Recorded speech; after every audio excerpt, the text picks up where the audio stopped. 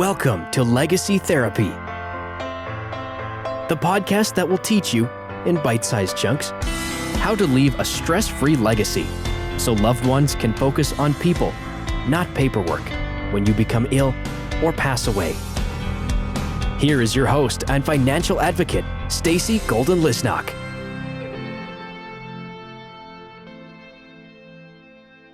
Hi, this is Stacy Golden-Lisnock, and welcome to Legacy Therapy, Planning Techniques for a Stress-Free Legacy. This morning we have Maggie Tinsley here, and she's with Vital Decisions. She's a clinical account executive and works closely with established clients to provide training on Vital Decisions programs, assist in identifying members who would benefit from advanced care planning based on their medical diagnosis, and she serves as an overall clinical resource for clients and their teams. She's a licensed social worker with over 10 years of experience in the medical social field in roles such as oncology and geriatric social worker.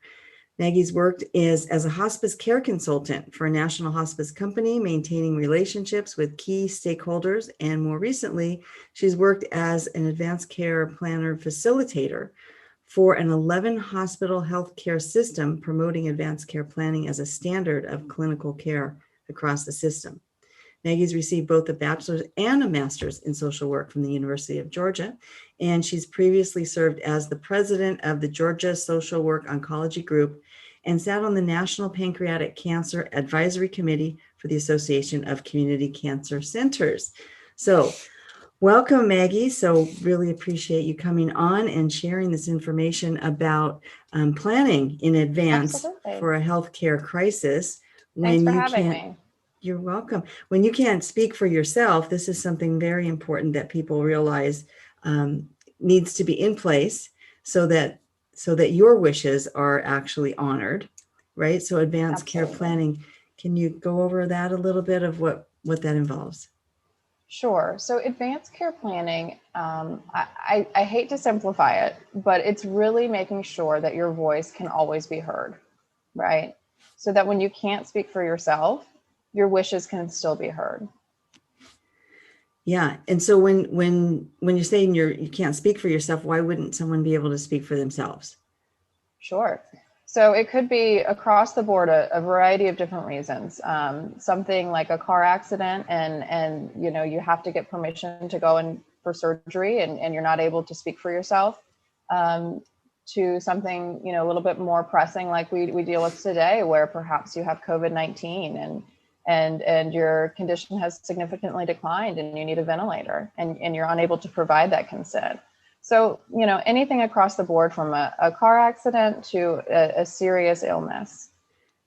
Yeah. And so does this, when you have something like that, does this thing carry all the way through your whole life, or are you having to redo this multiple times, or how often do you actually look at these choices that you've made on this particular document?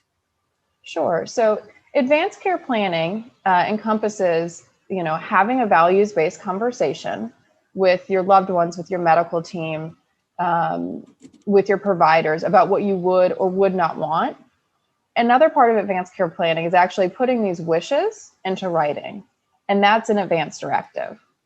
So an advanced directive is that legal form that's going to put all these wishes that you have, what your values are, who you want to speak on your behalf, what you would or would not want in the event of a medical crisis. It's taking all of these wishes and putting it onto paper.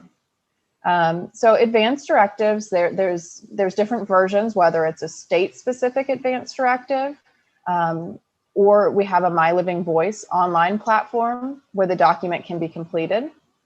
So there's a few different ways in which that actual document can be completed. So I was, when I was reading on some of the things, it seems like your company has a little bit different of a spin, because they actually offer to some of the members a specialist that guides them through this whole process, which is really unique, because a lot of times people on their own aren't really, I don't know if they're really accessing from themselves. It's hard to ask yourself those questions. So if somebody else is facilitating it, it seems like you would get a little bit better idea of what you're even choosing, right, as your option, because maybe a person isn't really familiar with some of the terminology and all that. So it seems like you've taken all these things into consideration on your platform. Absolutely. So with Vital Decisions, we have a portfolio of advanced care planning solutions, and we really target them based on the clinical need. So the platform that I would recommend or talk about today is our My Living Voice platform. And this is a secure online platform that's available for free. We recently made it available for free in light of COVID-19. And it is an online platform that guides people through advanced care planning. So it gives them the opportunity to name their healthcare proxy, to clarify their treatment preferences. And as they're going through those treatment preferences, it's not just a checkbox, right? There's links where you can click and say, well, what does that mean? There's links that will say, well, here's a definition of CPR. Here's what ventilation looks like. So it is guided in that sense. And after you name your healthcare proxy and clarify your treatment preferences, it allows you to make it a legal advance directive in the state in which you reside, and even share it with your loved ones or your medical team. We do have a few other platforms that are available, like you were speaking to. Our Living Well platform is for those who have a more chronic or life-limiting condition.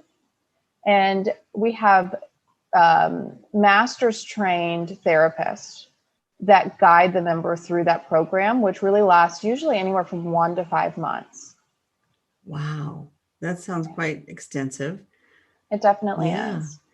So when somebody is kind of in a chronic medical condition, or they're under certain diagnosis, like maybe dialysis or something, something like that, or maybe chemo, I mean, isn't it, so it's not really in place until after the 1 to 5 months, or how does that work? Because you're kind of like in process, and if they have a chronic condition, how does that work? Sure, that's a great question. So the document itself is very important, right? That advance directive is super, super important, because without it, there's no way for anyone to legally act upon serving as your healthcare proxy. But I really find that document can be useless without that values-based conversation that leads to it, right? So, the documents often have checkboxes. Would you want CPR, ventilation, a feeding tube? But what I find is when those documents are completed without a conversation, the family still has a trillion questions. Well, mom said she didn't want a ventilator, but the doctor said it might just be for a week. I feel like maybe mom was thinking about, I don't want this long term. What about a week? What would mom think about a week? Right? So through these guided conversations, we're talking about things like time frame. What would be acceptable to you? A week sounds good, but to you, 5 months is unacceptable. So we're really having that values-based conversation. What does a good day look like? And if you couldn't do those things you're talking about on that good day, what does that mean for you, right? What's that turning point? So without these conversations, it's a very black and white document that leaves so many gray areas when we actually get to making these decisions. Because when you're at the bedside with mom in the hospital, it's never black and white. Yeah. And I would imagine, like, as you change, your ideas change as well as to what a standard of life looks like for you. Correct. Right. So have you found, like, younger people that maybe have, I don't want to say more reason to live, but maybe they're raising a young family or something like that, might have more aggressive life-saving instructions than a person who's like 80 years old that might say, I've lived a long life and I really don't want to suffer with this condition that I've been dealing with. It's gotten worse or progressively worse. Absolutely. So I would say generally, the younger the person, typically you'll see more aggressive interventions taking place. But it really is person-centric, It depends on what their diagnosis is and what their wish is. Right. But the important thing to take away here is that these documents are meant to be living, breathing documents. So the goal isn't to complete this document when you're 40 and never look at it again, right? Put it in a a file cabinet and never look at it. We want you to update this and to at least look at it. And so when I meet with people, I say, we're thinking about the 5 Ds. So it should be updated or at least looked at if there's a death in the family, if there's a divorce. So perhaps you named your spouse as a healthcare proxy. Maybe we want to look at that again. If you have a new diagnosis, right? So your wishes might change if you were previously very healthy and now you have a diagnosis of a neurological condition, a decline in your health. And then if none of those things happen, then every decade at the minimum, it needs to be looked at. And that doesn't mean you're changing it or updating it, but at least just looking at it to make sure it's still in line with your preferences. So even if it is 10 or 12 or 15 years old, it's still technically valid, right? But it might not be still applicable to your current state of mind or what you would choose today, but it's not that it's not good any longer. Correct. So yeah, it's just making sure it still aligns with what your values are. Yeah. Yeah.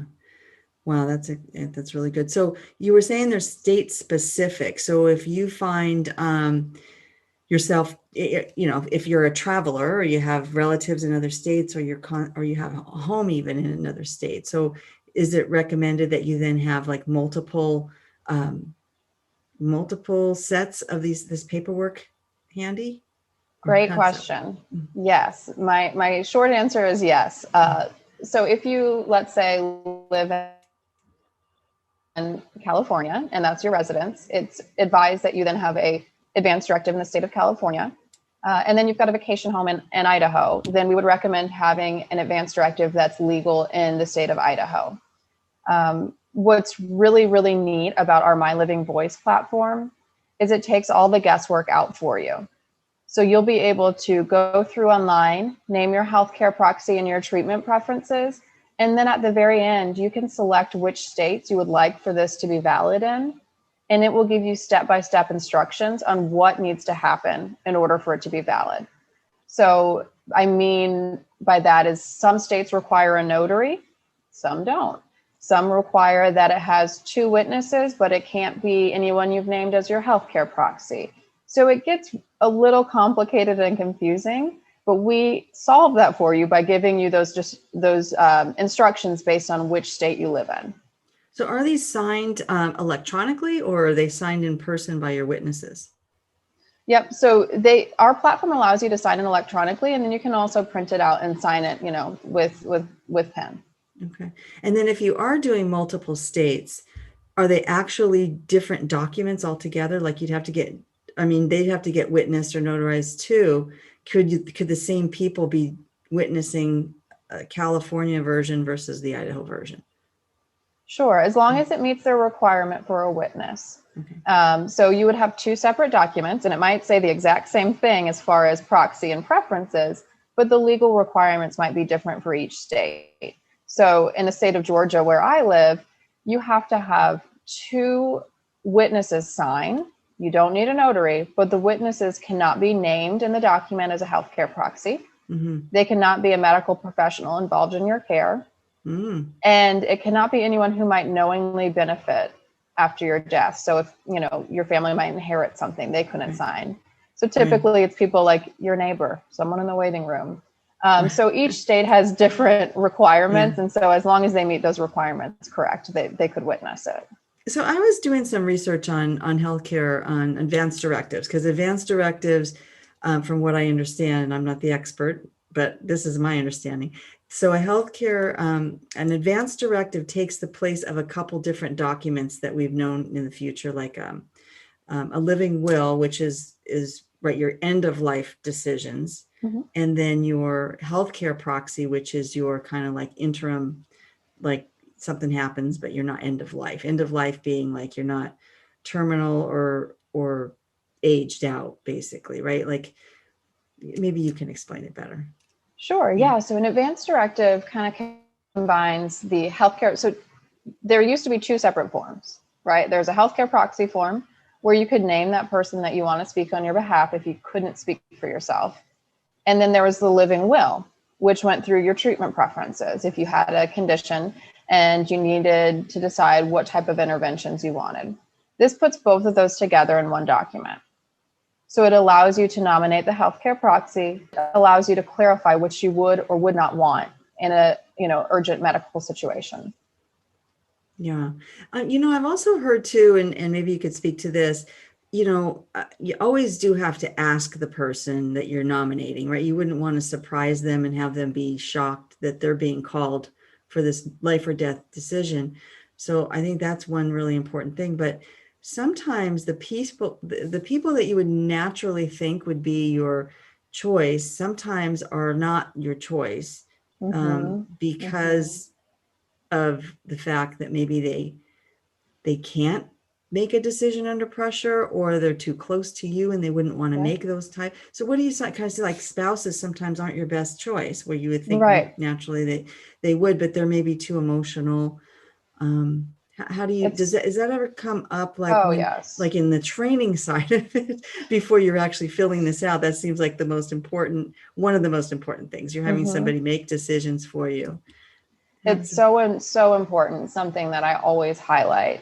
So I think the gut reaction is, oh, my spouse will do it, or my kids will do it. And perhaps they could, but it's really important that you first sit down with them, explain to them what this role is. So I'm asking you to serve in a role where you will have to make decisions on my behalf if I can't do it. It's probably going to be really stressful. I want to make sure that you feel comfortable in that role and that you feel like it's something you can do. But most importantly, these are my values. So this is what I would want. This is what I wouldn't want. Will you be able to honor that? And if the answer is no, I couldn't make that decision on your behalf, then it's not the right person. Yeah. And it's not personal, right? It's about making sure that that person can be your voice. So I once worked with a young woman. She was in her mid-30s and she had end-stage cancer. And we were working through her advanced directive, and she was very clear that she wanted only comfort measures. She did not want aggressive measures. And she's young, it's hard, but she'd been fighting this for years and had finally come to that decision. And she asked her mom if she could honor that. Her mom said, I couldn't do it. It's not because I don't respect you. I just, as your mom, I couldn't be the one to do that. And so it was a very raw conversation, but it was so important to have. She said, I don't disagree with you, but I couldn't be the one to say it's time. And so she nominated her best friend to serve in that role. So it's so important that these conversations take place. So they're aware, so that they can serve in that role, but also that they agree that they can honor what your wishes are. Yeah. So in the absence of this particular form, right, in a situation like that, are they still asking family members for their opinion, their input, and then they're having to guess and then maybe have the guilt for the rest of their lives that maybe they didn't do the right thing? So this is another thing that's state specific. Typically, if someone does not have an advance directive in place, then it goes to the next of kin who makes the decision. And then in each state, there's a next of kin decision tree. So usually, again, state specific, usually it starts with the spouse. Then it might go to children. So it goes through the list of relatives where you start and go down the list. It's really interesting. I would meet with, let's say, an older couple that says, well, my kids will do it. Well, in the state of Georgia, for example, if your kids are next of kin, it's not that the eldest gets to decide. They all have to agree. Oh. So, and that's usually the response I get. Oh, right. So if you have 5 kids and they all have to agree, I mean, I've seen people on life supportive measures for over a year while their kids are having this debate and talk about, family turmoil. Yeah. So it is so important to not just rely on that next of kin rule, but that you actually name someone. Yeah, that's a great point. I never actually knew that. Is that kind of the most extreme of the state? I mean, where they all have to agree. That's almost like saying there's going to be no decision. Right. It's tough. Or I've had cases where I worked with people where, maybe they've been separated for 10 plus years, but weren't legally divorced. Well, guess who the next of kin is? You're still married legally. Yeah. Even though you've been separated, it's your spouse. That's terrible. That's a terrible thing, to have them be on the. So it's super important. Yeah. So when you talk about, values based, it seems like that's like kind of like a key word. So what would be some values that somebody would be searching their soul for? Because this is kind of deep, serious work, and I think can be real emotional for people, because I think dealing with your own mortality is something that we don't often dwell on. And when you're asking these questions point blank, like what really values are you accessing within your soul to make these decisions? Sure. And I think the best place to start, the easiest question to start with, isn't just going straight to that concept of death, right? Because that's intimidating. And like you said, it's not something that many people want to focus on. So instead, if we focus on, hey, what does a good day look like to you? What would you be doing? What would you eat? Who would you talk to? And that starts to really kind of paint the picture, right? And by that, I mean, so if I talk with an individual and they say, oh my gosh, I love running, I love to run marathons. And I want to every day be able to go to the park with my kids. And they start to kind of paint that active picture. Mm-hmm. And then we go through the treatment preferences and we talk about maybe them losing the ability to be active. Would that be a shift point for them? If they weren't able to be active, would they say, I wouldn't want aggressive measures at that point? So we're really just slowly starting to paint that picture of what good looks like. Yeah. And I think oftentimes people get caught up in those details of saying, well, I'm sick. I don't travel. I don't, I don't run. I'm already kind of, stuck at home on oxygen. Okay, well, then what are the things that you do enjoy? Is it talking to your grandkid on the phone? Is it a certain TV show? Is it a certain type of food? Really getting into these details of what makes life good. So we know what would make life not good for them. Yeah, that is quite the conversation. Wow. Okay. Can you think of something else that we can that really kind of comes up in this work? I mean, you've been in it a long time and you've seen a lot, and I don't know how that affects you on a personal level, dealing with this all the time.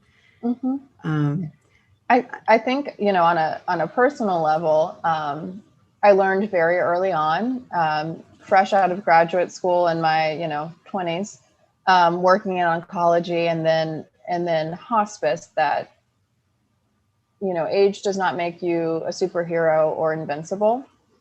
And I don't mean that in a negative dwelling type of way, but I very, very much learned that the best thing you can do is to prepare for the unexpected and to plan, right? And I think that's the ultimate goal of this whole conversation, is to say, hey, it could never happen to you, but in the off chance that it does, let's at least be prepared to make sure your voice is always heard, and also to protect your loved ones.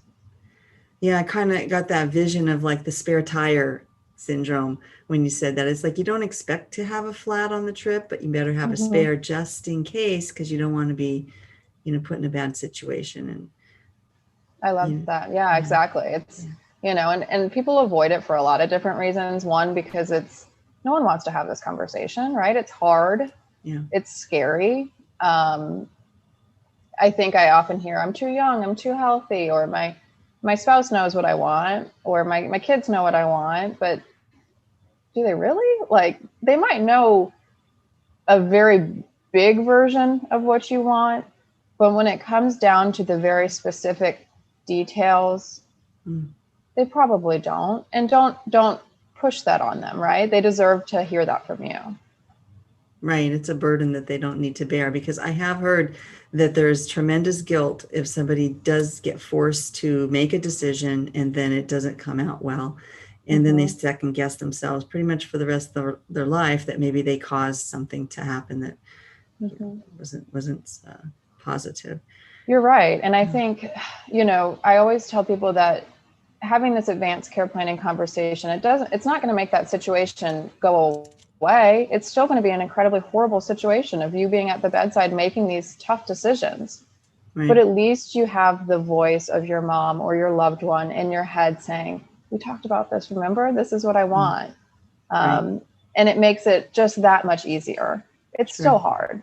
It's still hard. But at least you're following instructions. And so it gives you that the thing where it's not my decision, it's somebody else's personal, just thought out that person decision. has made that choice and you're just being their voice. Right. Right. So the statistics on this are pretty low, people that actually have these advanced directives in place. And then I was speaking with somebody that had a spouse going through like some major surgery and pancreatic cancer and you know, and she actually refused to sign it. She was offered it at the you know, they offer it to you, right, in the hospital before you're going into any kind of surgery or anything like that. But she refused to sign it. And it was always sort of like a question as to like, why would somebody refuse to sign this in the face of like a surgery or something? Why would it be a choice that someone would make? You know, I don't know. I think a lot of times people have fear of these documents or these conversations. I've definitely heard a lot, well, I'm scared to have this conversation. Like one of those things, like if I talk about it, will it happen? They just don't want to even give any of their energy towards that conversation. And I can certainly understand that. It's not something we want to dwell on, but it's an aspect of being prepared. And like we said, protecting your family. And the statistics are alarming. The Kaiser Family Institute actually did a survey, and they found that 90% of people wanted to have these conversations about end-of-life care with their loved ones, but only 27% did. Oh, that is staggering. It's shocking. Yeah. And again, who knows why? Maybe they're uncomfortable. Maybe there's, you know. But I mean, it could be the other person uncomfortable too. Like you want to have the conversation, but your spouse, you know, refuses to have the conversation, or your kids don't want to go there. It's like, another time. It's always another time, because it's a kind of like a downer thing. Like, I don't want to ruin my day today, so let's not deal with this now. It just gets put off to the point where it gets just forgotten. Right. And I think that's what's so beautiful about our Living Well program, is having that third party master's trained specialist to be that sounding board for you. So you're not scared to say, well, I've actually been thinking about stopping treatment, right? Maybe you're intimidated. You don't want to tell your wife that, but this third party, you can, and bounce it off. And then at the end of the program, we summarize everything in this beautiful document for you. So then you can go sit at the kitchen table with your family and say, here's what I want. These are the discussions I've had. Wow, that sounds so powerful when you said it like that. So it's almost like having when you say a sounding board, it's almost like having like a therapist or a coach or a best friend that you feel like safe talking. And then you have the extra added bonus in that person is trained in this very area and has experience on how to deal with it and how to speak on it, about it, without it being this alarming thing. So that's pretty cool. It is really great. And like you said, they're trained, so they're not uncomfortable with it. It's something that we're very comfortable talking about. And it's also something that, you know, we don't push one way or the other. So there's not a right or a wrong answer, but we just want to know what you want and what that looks like for you. Yeah. Well, that's so important. Like no judgment on what you decide or what you say, or because a lot of times it really is just hearing it come from your head out your mouth, and how does it sound actually? And then sometimes like, well, I was thinking that, but now it doesn't sound so good. Right. Or digging deeper, because oftentimes people will say, well, I don't want, I don't want any aggressive measures. Well, what does that mean? Or I'd consider being on, a ventilator for a short period of time. Well, what does short time mean? Because to me, that could mean a week. To you, that could be a year. So it's really just like parsing it down, each statement you make, to really get those fine details, because that's what's important. There's a big difference between a week and a year, right? And so those time periods and those things that people say that they think you understand, we all speak so differently, right? Right. Well, you make some great points there, because and you speak in generalities. It's like, I wouldn't want any heroic measures. And then it's like, so does that mean no CPR, no chest compressions, no, whatever?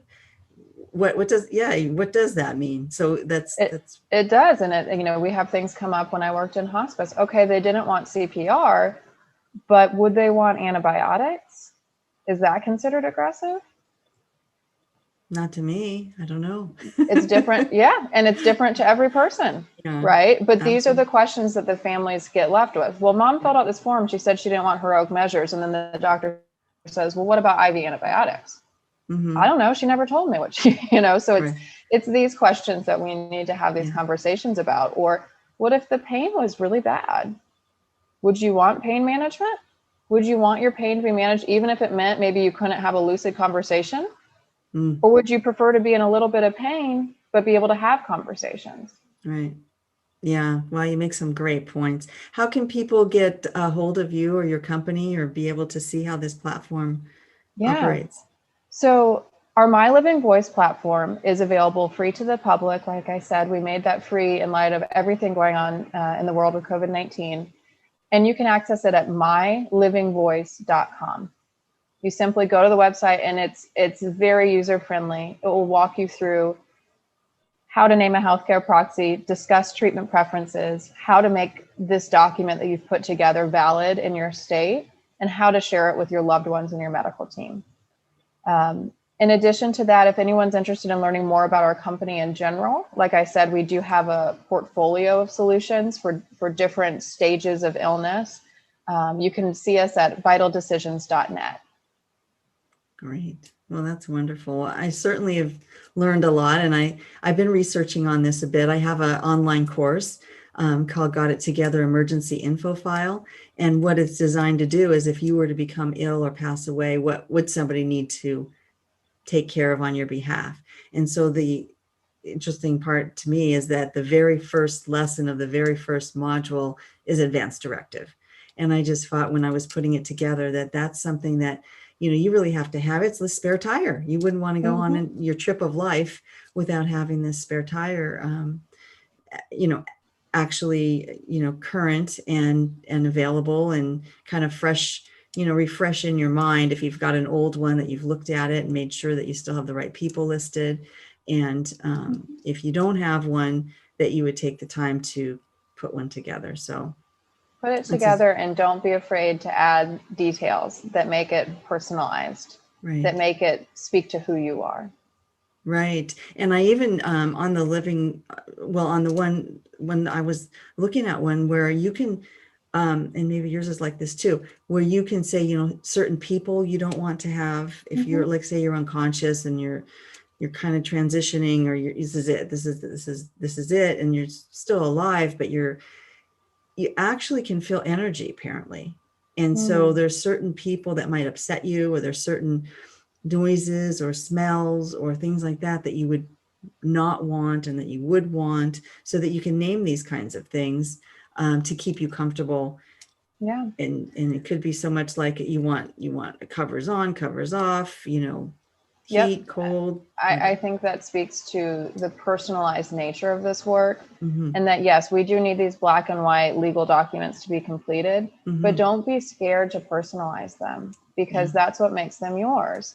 And so don't be scared. Like you said, many people I worked with would say, I want this music played. I prefer this temperature. This is my favorite thing in the entire world to eat. Please make sure it's there. Please make sure this person serves as my healthcare proxy, but I don't want this person involved at all. So, yes, these black and white documents are so important, but we have to have that values-based conversation so it speaks to who you are. And don't be scared to write that in on the document. Yeah. Yeah. Right. You're not going to offend anybody at that point. And if you do, it's on them, right? Because it's your life. And right. It's probably not the right person to be reading that document if that offends them. If it's offending them, right. Because you should have had this conversation before, right? Exactly.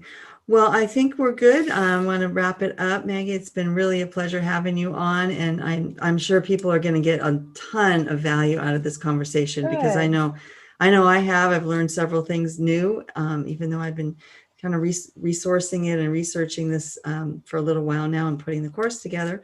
But I would really encourage people to go check out the websites that Maggie's talked about and get going on your advanced directive.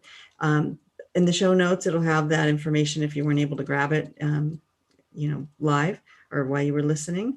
And also, I always like to encourage you to check out the website, www.gotittogethernow.com. And that's where you'll see all of the information that we have, because we're just trying to get you to realize that planning is the key, and it will make your family have a stress-free situation when you no longer can be there to work on your own affairs. And so we don't want them to be stressed out and emotional and have it rip a huge portion of their life like right out from under them. So that's the goal. All righty. Well, until next time, this is Stacy Golden-Lisnock signing off, and I want to thank you, Maggie, for being on today. Thanks for having me. Take care, everyone. Okay. All right. Bye-bye and be safe. Thank you for listening to the Legacy Therapy Podcast. If we hit it out of the park today and you learned at least one new thing to take action on in your own quest to planning the best legacy possible, then be sure to tell your friends, subscribe, and rate and review wherever you get your podcast. The show notes will provide the sites and information that were discussed today. You can get more great tips, resources, and inspiration by visiting our website, legacytherapypodcast.com.